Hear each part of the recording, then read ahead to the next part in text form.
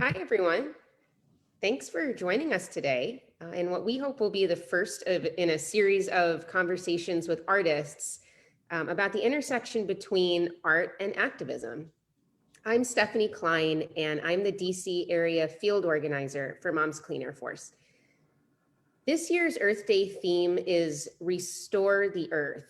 And the focus is on finding ways to prevent the disastrous effects of climate change by raising awareness, bringing more people into the movement, and restoring our planet's fragile ecosystems. At Moms Clean Air Force, we always say that we don't celebrate Earth Day, we fight for it. Because as much progress as we've already made in environmental protection, we still have so much work to do. And so as we reflected on that theme for this year, it brought up for us the role that activism has in educating people and bringing more people into the movement. And so we wanted to highlight two DC-based artists who are doing really great work on the activism front, as well as creating beautiful art. And so we have with us today Monica Jahan Bose and Claire Brandt. And my colleague Liz Brandt is in the studio with her sister Claire, and she will be asking both of the artists some questions about their work and asking them to explain their perspective on the connection between their art and activism, and also give them a chance to show us some of their work. So Liz, would you like to take it away? Sure. Thank you all so much for joining us, and we hope that you'll be inspired to take action and make your own art as well. So I wanted first to turn to Monica. Moms has loved partnering with you on installations like Warming Waters, which are clearly in the art world, but also focused on reflecting and inspiring climate activism. Can you tell us how your work has evolved into the world of climate activism, Monica? Yes, I'm happy to. Happy Earth Month, everyone. I'm so pleased to be here with Clean Air Moms. You guys are amazing, and it's been so fun to collaborate with Elizabeth and others over the last few years. Yeah, so I am from Bangladesh originally. I'm also have an environmental law background. I practiced environmental law for many years, and I also had a parallel studio practice. I've also been involved in eco-empowerment projects in Bangladesh through a small nonprofit called Shanghati for many years. And I had done a lot of art about climate change, paintings, and but then I realized that it would be interesting to actually merge my art with my advocacy. I started this project in 2012 called Storytelling with Saris, which collaborates with a dozen women from my ancestral village on Borobaishta Island in the Bay of Bengal. It's an island that's very much hit by climate change. It's on the front lines of climate change. And so I started this project where I collaborate with women from the village. They taught me how to do woodblock printing on saris, and I've been teaching them what I know about advocating for your rights and sharing information about climate justice. They didn't actually know what the causes of climate change were, so I actually organized a conference there one year, a climate knowledge sharing conference. So it's a blend. It's a socially engaged art project, and we make a lot of art, but we also do art actions, which actually end up making a difference, not just raising awareness. So some of our art actions on the island have included letter writing to local government, cleaning up plastic waste on the island, and planting coconuts. This is something that came out of the conference we had in 2015. We talked about what climate resilience measures could they take right now that mitigates and adapts to climate change. And one of the things we discovered is that coconuts on the coastline are dying at a faster rate because of climate change, and that they need to be replenished manually instead of just allowing nature to do it, because they need to be more.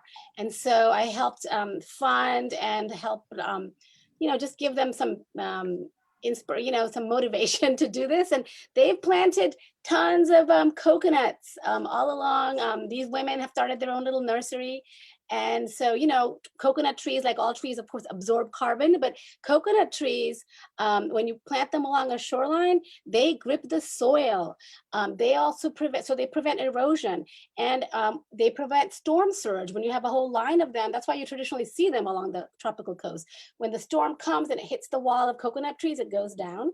And of course, they provide clean water, right? After a disaster, they provide clean water and food. And a lot of my family members have survived cyclones by literally clinging on to coconut trees, because the shacks over there will get washed out, right?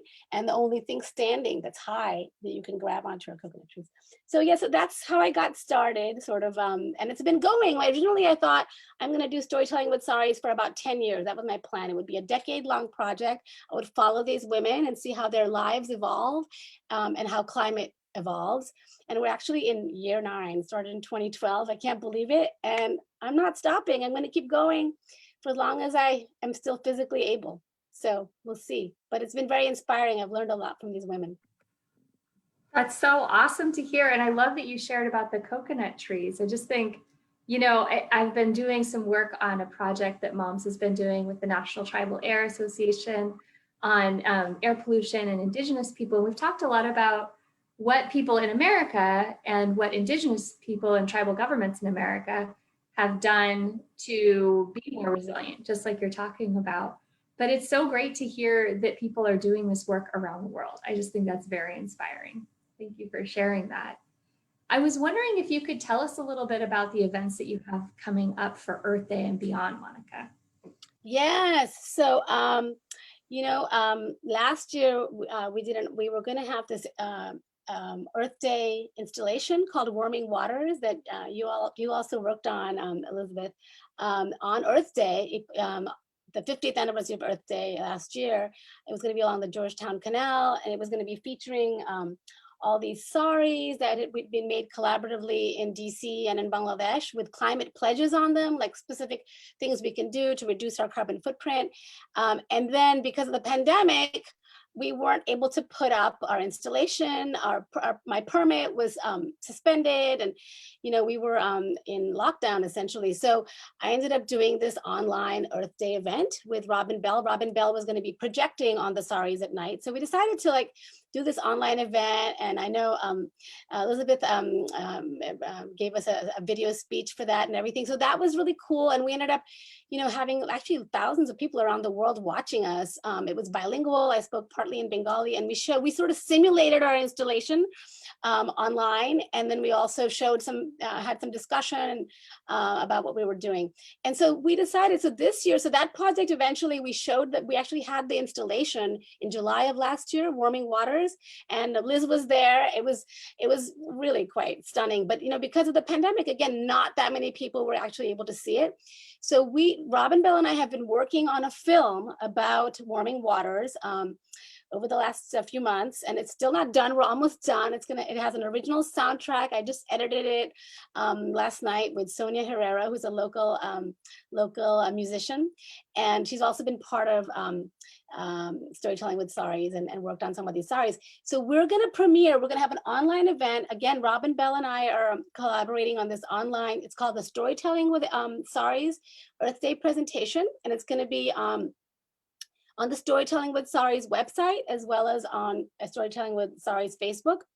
And you can literally just storytellingwithsaris.com/events.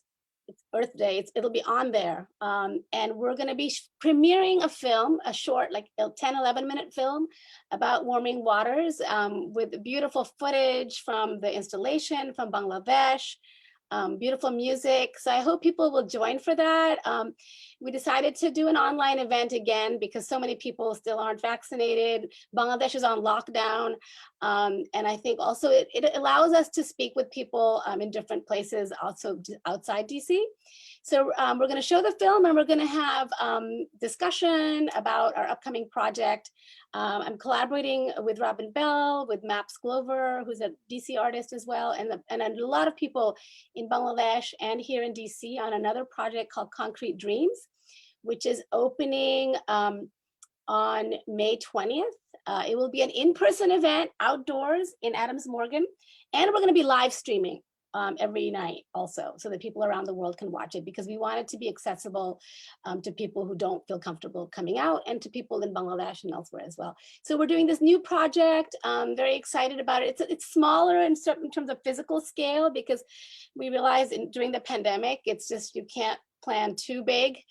It's tough. I mean, last year I had to install this entire wall of saris, me and one assistant, because we just didn't want to have contact with too many people. And so we have to scale back, right, to make things happen. This is a smaller project at the wonderful DC Art Center, which is a long running gallery. It's also a theater. They're a multimedia art space. We're going to be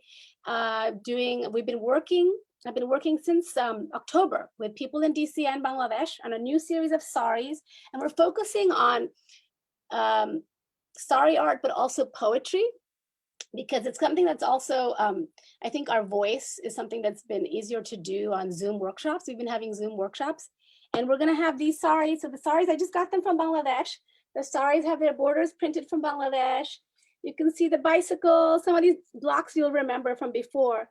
1.5 degrees, that's of course the aspirational limit of how high we can let the world's temperature rise from pre-industrial levels under the Paris Agreement. 1.5 degrees Celsius is the limit that is hopefully the highest we will go, because otherwise we're gonna really have irreversible climate change damage. And as many of you know, we've already reached 1 degree, right? We only have about half a degree left to go, and we really have to try and cool down our planet, make drastic changes in our lifestyle. So on these saris, we're gonna have these wood blocks, and they're not finished yet. I'm actually finishing them in the next couple of weeks. I'm working with the community. We already have some poetry on them in Bangla handwritten poetry on them, but the Americans, people in DC are going to be adding their poetry that they've already written. Most of the poetry has already been written on Zoom. We're going to be putting them on here, and it's concrete poetry. The project is called Concrete Dreams. Concrete poetry is actually like shape poetry, or some people say poem drawings. When you write a poem in a certain shape, and I'm going to show you a couple of examples. Here's one. It's called "I Bleed Joy" that we did, that Maya Green did on January 14th, right after the Capitol riots, insurgency, attempted coup, and it's in the shape of the Capitol. And there's another one here, also called "We the People," that also takes off. It writes the poem in the shape of a flag and the Capitol. And so we're going to put some of these poems onto the saris in shapes. So it'll be like visual art and poetry. And then we're also making, it's pretty cool actually. Some of the poems have been about, they've been about climate and racial justice, which are really linked, right? And so like the white supremacy that you saw at the Capitol, it comes from colonialism, and it comes from, all of it is linked to climate injustice as well. Here's a really cool one that Demetria Willis did. We talked about the climate agreement of Paris and the Rio Declaration on Climate. And we talked about how we could write something like a new agreement on climate, an agreement between us and our planet. And she came up with treeamble, with the tree thing. See that it's in a shape, and it's really beautiful. We the leaves of the barren tree will always be here in the spring. So some of this poetry is gonna end up on saris, and then some of it is gonna end up on sculptures. I'm also working on these mini sculptures in my studio. And we're gonna have the participants in the project also, we're gonna transfer the poems onto small and big sheets of plexiglass printmaking. They're called printmaking plates. And then these are gonna be inked up, and they're gonna be used to create these small plaster sculptures that have the poems in them. You have to write it backwards. So we have to reverse them and put them on these sheets to make them. So we're gonna have sculptures as well on the sidewalk. And Robin Bell is going to be taking the poems and also projecting the words of the poems, phrases of them, on the building and on the saris at night to create 3 levels of concrete poetry. So the idea is to like have ordinary people's dreams and aspirations and the struggles that we've had during this pandemic, like in the street as a public expression, But so anyway, so that's going to happen on May 20th, Thursday, May 21st, May 22nd, and May 23rd. So 4 days in Adams Morgan. You'll see it online, and you can also come and join us. So I'm really excited about it. Everyone's been so cooped up, you know. We're finally going to have an outdoor, you know, socially distant. Everyone has to wear masks, and we're only going to have 50 people at a time, you know, and it's so, you know, and if you don't feel comfortable coming out, you can watch it online. So that's my upcoming stuff. That is so cool. And, you know, I've been so lucky to be able to participate in some of your art making workshops where we painted saris and done different things. And I just think it's so awesome that you use your art practice to empower other people to express themselves, and that you've also used some of your funding that you get through these art grants to help people get internet and help people just become a little more able to be part. Yeah, no, thank you for mentioning that. I forgot to mention that. So I realized during Warming Waters, when I did our first Zoom workshop last year in April, that a lot of people can't access Zoom. Oh my God, in DC and many places around the country, we have a lot of populations that don't have internet or have very slow internet or don't even have a smartphone, and they just can't access it. So part of the money that I applied for in the public art grant, for me, the public art is the public coming together and even thinking about these things. Like that's as much as part of the art as the installation. And so it's in order to be able to create this community during the pandemic, we had to have some funds, and it was just a little bit of extra funds, but we did give out several tablets. We gave out a bunch of tablets. We gave internet to a bunch of people. We gave training to a number of senior citizens. Me and Maps Glover, we just did this as part of the public art. And it's been so gratifying. It's really enabled, you know, it's been a small group, about 20 of us that have been doing these Zoom workshops over the last few months, but it's been really wonderful to be able to connect, to feel like, you know, we have a safe space, safe from COVID, safe from racism, that to talk about what's going on and what we can do to save our country and our planet. So yeah, and you can expect to see Moms at Concrete Dreams. So we try to just be a partner and support all of these projects because we think they're so valuable. So yeah, I hope moms will come out with kids. You know, I'm going to be there during the day. If you don't want to come out at night, the projections are at night from 8 to 10. But during the day, you know, it's a nice place to come and just, you know, grab an ice cream cone. And there's a park. There's 2 parks on 2 sides. There's Marie Reed and Calamar Park. There's places for the kids to go run around. During the day, it's a little bit quieter too. So yeah, no, I'll be there for sure. And I think a lot of us will. And I hope those of you who are watching us at home will mark it on your calendar. Is it May 20th? Am I getting that right? Yes, May 20th. We'll have to watch for rain, of course, but yeah. Yeah, there's always that. Well, we can choose a different day if it has to. So that's, got to roll with it. I was wondering, Monica, if you could just, you're in your studio. Yeah. Show us what you're working on, what you've been working on. We'd love. Yeah. So I've been working on all these saris, and I actually just realized I should probably show you this painting. It's just I don't usually show people paintings in progress, but I am basically a painter. That's all. Since I was a little kid, painting has been my passion. And so I have actually started a whole series of paintings called Water, which has been continuing since 2007 or so, about climate change and how we're connected by water, but also the destructive force of water. And then recently I've done a couple of performances in Miami and in Bangladesh with women, with a group called 1 Billion Rising, and they are about climate change. First performance was called Floating Drowning, and it used coconuts.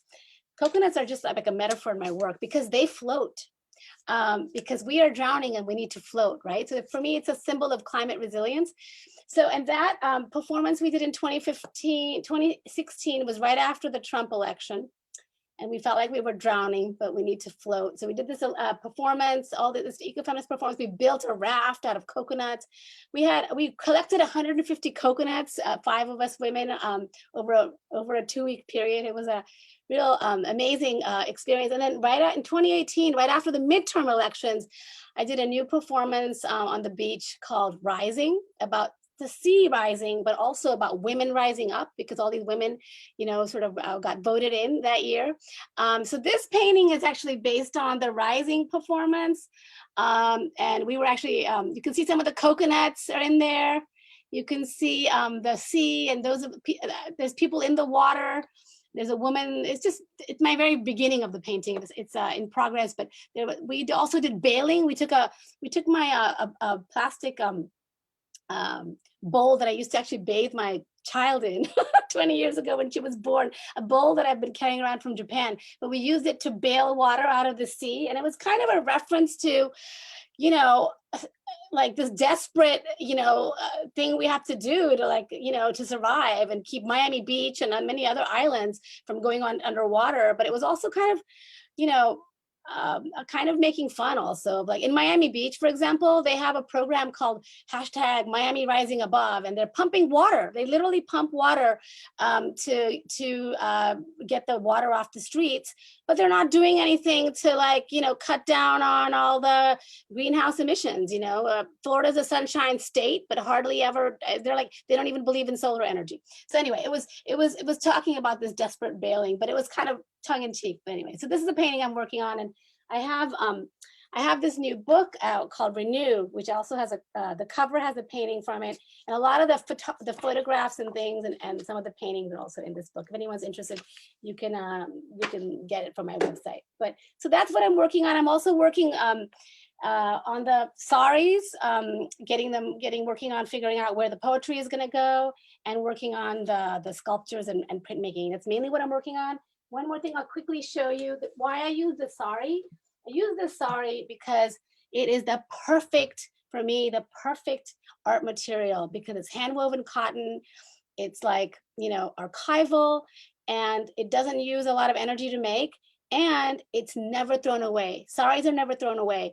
They represent a woman's bodies. They represent the endlessness of our life on earth, and they are recycled over and over again. Like saris are in Bangladesh, women make what's called a katha. So I'm actually working on katha right now with women from my village. I'm embroidering on these too, and so are they. But when a sari gets all worn out, you cut it up and you make 3 layers, and you make it into baby blankets or shawls, or my grandmother used to make curtains. And then you embroider them, usually in simple stitches, but sometimes in really cool, complex stretches and stitches. So it's funny, my mom taught me embroidery when I was like 10 or 11 years old, but I gave it up in favor of painting because I didn't want to be like so gendered. At the time, girls did that kind of thing. But now I've picked it up again. I'm like doing the coronavirus. You see that? That's my new embroidery. It's actually done with a knot. But anyway, I'm working on these as well. This is somehow, I'll probably show these this fall when I'm done, but these are partially done by the women in Bangladesh, and then these are made with the actual climate saris, right? The climate saris that we've made and that the women in Bangladesh wore, and they're kind of worn out now. And you can see the printing on them too. So this is my, you guys are the first to see this. But anyway, this is going to be, at some point I'll have a show where I'll it's so beautiful. Where I'll show these. Just cool. And I love that you have the overlapping layers going on there. Yeah, so like in this one, you can read it has some of the climate pledges are on here. Mm-hmm. I will bike more and drive less. I will take shorter showers. Use less energy. So anyway, but so that's it. Thank you so much, Monica. And I just can't wait to see the big installation too. I know you're going to be super busy, so you have to let moms know how we can help you. I will. You guys should come and yeah, it'll be great to have you there. Thank you so much. Yeah, thank you, Monica. Thanks, Stephanie and Liz. Yeah, well, I want to stick with us, Monica. We'd love to have you. I wanted to just bring in my dear sister, Claire Brandt. Yeah. And we are coronavirus safe. We actually kind of co-work together, so we pod. So that's why we get I'm one of the lucky people who gets to hug her sister. Me too. I know. So we're here in Claire's home studio, and I just wanted to ask you a couple things, and then we'll take a look around at the art. Okay. If that's cool. So can you tell us how fighting for a healthy climate and environment intersects with your work? Yeah, I always have to pause a little bit because the thoughts all sort of swirl together. I my artwork is really all about people and bodies and animals. I feel as an artist, as a person, that a lot of my joy in the world comes from being in my body and experiencing the world. And that's what I make artwork about. I make a lot of portraits of people. I have a history of making portraits of big animals like horses and orca whales. And in fact, the orca whale is really a good example of how my artwork can intersect with climate activism, because I started making these like life-size paintings or drawings of orca fins. So they'd be like, the fins for a male orca is like 6 foot tall, and for a female it's about 3 foot tall. So it's pretty hard to do a whole drawing at life size, but I would do pieces of them that really centered on the fins. So I thought a lot about orcas, and specifically the southern resident orca whale population, which is the Salish Sea or the Puget Sound population that's genetically distinct and very endangered. There's like, I think about 80 of them left in the world at this point. So I started that work when I was in San Francisco, and around 2012, I moved back to Seattle. And once I was in Seattle, I joined up with a group called Killer Whale Tales, which is an environmental science and storytelling organization. It's a nonprofit that works in public schools across Washington State and some in Oregon and California. And now that we're in the pandemic world, Killer Whale Tales has been, as digital as the rest of us, in doing programs via Zoom. So my interest started in from my home and went into my artwork, and then went into activism because I became a member of the board for Killer Whale Tales and was very involved with them throughout the time I lived in Seattle. I just left in October of last year. And I brought, just to show you, I couldn't bring any of the really giant things that Claire has made. But we have at my house these beautiful watercolors of orca whales that Claire made. And I love them. I cherish them. They're some of my most treasured possessions. And they remind me, and we're from Washington State originally. And it's, I fight for a healthy climate for my kids, but I'm also fighting for the orca whales. Yeah, for sure. They're very near and dear to us. Yeah, very much so. Yeah, and there's a pathway all the way through this for me. I was making the drawings and swimming a lot at the time, and when I was swimming, I would put myself in a headspace where I pretend that I was an orca swimming in the Salish Sea, and I'm even wearing my swimming t-shirt.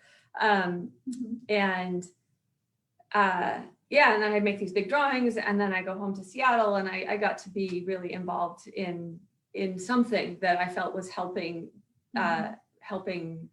people, kids, families know about how they could help this endangered population.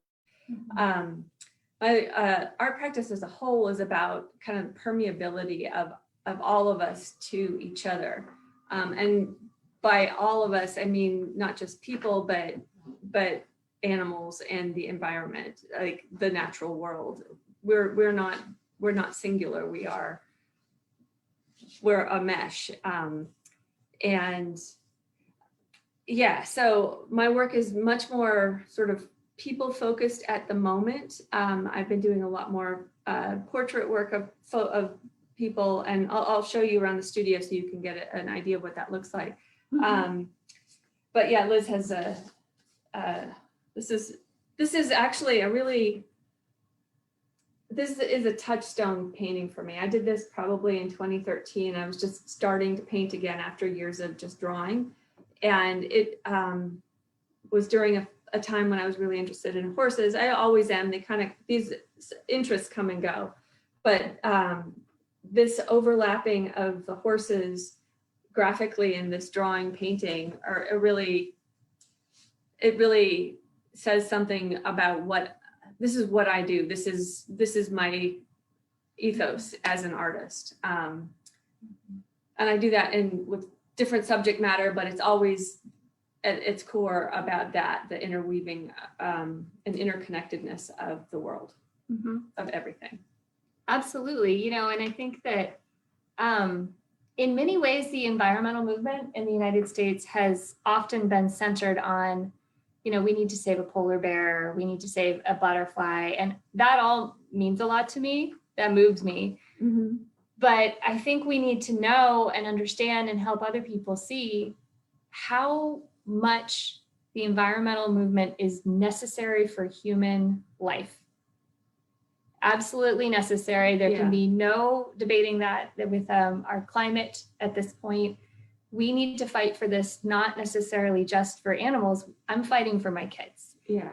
And so I see that in your work here. And I have to say, I love killer whale tales. And since they're online, even though we live in Maryland, we've been able to do classes about humpback whales. And I do think we know that when people understand, and this gets back to what Monica was saying as well, when people understand the root causes of climate change, that has everything to do with how motivated they are to actually tackle the issue. So we need to work on that. Yeah. Yeah, for sure. Absolutely. Absolutely. So we hope you'll take action in whatever way you choose. Yeah. Many options. So many options. And actually, I love that you made the logo for Killer Whale. Yes, I did. It's very beautiful. I am a graphic designer in my my other working life. Yeah. And I did some rebranding work for Killer Whale Tales. So made their logo. Very cool. And Moms has also been an interesting sort of outlet. It's for you as well. Yeah. As Liz got more and more involved with Mom's Clean Air Force, I did too. And I just moved to DC in October. Since Elizabeth and her family have been here for about 5 years, I have been visiting frequently and sometimes for long stretches. So I participated in various efforts, various things that Moms has done, such as testifying about arsenic and what was that? The mercury. The mercury. Mercury or toxic standards. Yeah. And so I'm a cancer survivor, and I went through breast cancer about 3 years ago. And so there's no way of knowing how or what caused my cancer. But I do know that we grew up right next to a Superfund site. So I have something to say about that when I go to go and testify for something like that. Absolutely. Against weakening standards for toxins in our environment. And it all comes back into the body and living in a body. I have just such tenderness for my young self, for all of these young children who grew up under the plume of arsenic that was being spewed out of that Asarco site.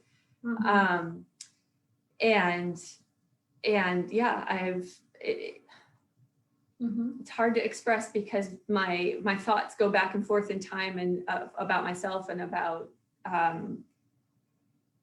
what was done to the world. Absolutely. And it's something that we just live with, that we were impacted by pollution, and we know so many people in America and around the world have been similarly impacted and are similarly impacted. And I feel lucky that our family, you see some communities where there are multiple sources of really terrible pollution, and we lived with one. That we know of. One really obvious one. Yeah. So obvious. But we have more resources than most people to deal with that too. Yeah. And nobody should have to deal with it. Nobody should have to deal with that. I was referred for a high-risk cancer assessment too. And it's, that's just the reality. And it is for a lot of people, not just us. So we fight for a better day for our people, for animals, for Earth. That's what we're here. We're fighting for Earth Day. Yeah. So wow, we went pretty deep there. Yes, we but let's take a look around your studio. Sure, okay. I'm going to try not to make everybody dizzy as I show all of this beautiful art to you. Okay. Well, let's start here because this is the thing I'm doing now. This is a portrait of a friend. I have this ongoing series of paintings that are more or less life-size paintings of people who volunteered. I asked for volunteers to come to my studio, and I asked them to think about how they felt in their body and about their body. And they didn't have to talk to me about it, but I wanted them to have those thoughts present when they came to model for me. So they just came to my studio and they did whatever, however they felt like presenting themselves. There was no requirement for clothes on or off. I wanted people to be comfortable, and whatever they chose was going to be okay with me. So they came to my studio. This young man came to my studio and he did various things, and I took photographs of him. And I did some drawing with him live while he was in my studio. And then, after the fact, I worked from photographs and sort of meshed the various images into one painting. So this is, I'm not going to hazard a guess to how much finished it is or isn't at this point, because I thought it was going to be one thing and then it has become something else. So I'm still working on this, but this is my most current and work in progress. And it's an acrylic painting with oil layering over top of it. Yeah. And I'll talk about these. Oh, actually, before we talk about this, I wanted to show this one because this is very similar to the one I just showed you, although done mostly from life with a friend who came to my studio and sat for me. So this is pretty typical of what my paintings look like. Yeah, okay, so then this one I wanted to talk about because this one, and there's another one across the room I can show you, but these are all done from life. So this was a sort of a performance, almost a durational performance project that I did at La Pop, which is a cafe art space in Washington, DC. And I did this a couple years ago before I lived here. And over the course of a weekend, I had, I think, blocks of 3-hour time where people came and sat for me for 20 minutes and I would do a quick portrait of them. And I had about, I think I had 6 or 8 of these big pieces of paper lining their gallery space. And I filled the whole thing. I think I did 27 different people. And the idea behind this is, to create kind of a quick picture of a whole community. Everybody who comes in and who wants to can sit for me and I will make this quick portrait, and they layer over each other, and sometimes they get more complex and more layered than this one has, but they become this like abstract thing. It's a picture of the whole group, but you can see the individuals within it. So this is really the thing that I'm talking about, how we're all meshed. And this is one way that I make that point when I'm doing my artwork. Yeah. And I'll just show you one other thing over here. This is the beginning of a new painting. This is of my niece, and she's coming to sit for me. And so this is just like the acrylic underpainting, and we'll see how it develops.